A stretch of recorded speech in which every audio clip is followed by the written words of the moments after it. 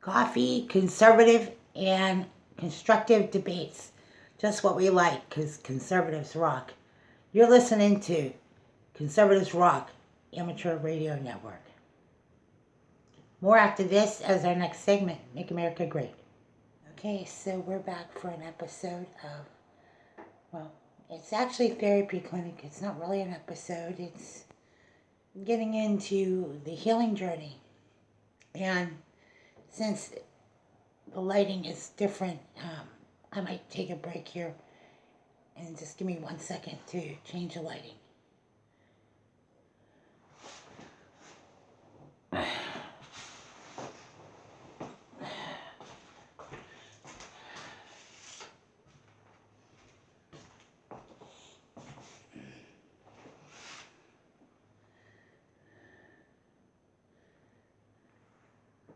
I hope that backlight helps a little bit. We've been doing something called Therapy Clinic.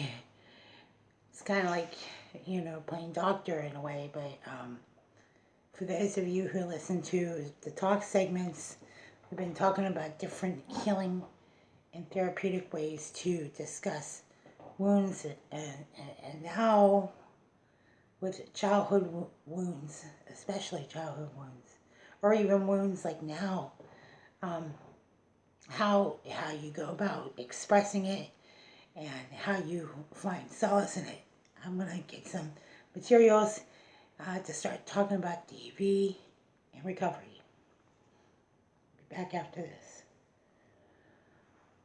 I get a little hyper because I only have a few minutes to go over this, but pretty sure y'all have seen the power control wheel.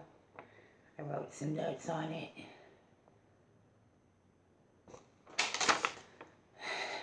Physical violence is a cycle, it's a big wheel.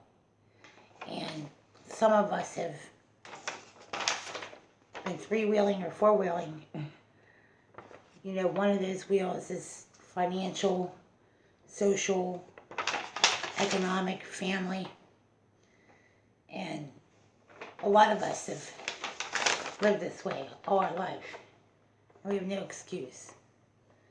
Some of us have no excuse to continue allowing this to go on. That power and control wheel is going on in our families. And what happened is, over the Easter holiday, that same behavior kept coming out. And it's dangerous. And it's detrimental. And when it keeps surfacing, that means it's time to get help.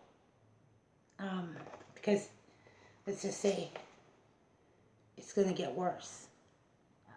This cycle of abuse, to me, that's kind of what's going on with the media in our country. They're in a cycle. And there's going to be some big losers. And for every bad act, something, there's a consequence that comes with it. There's some well-meaning people that did not mean to do certain things. I'm not talking about that. I'm talking about some bad actors who keep rehearsing this in other ways. So we'll see how this plays out. I wanted to comment about the media.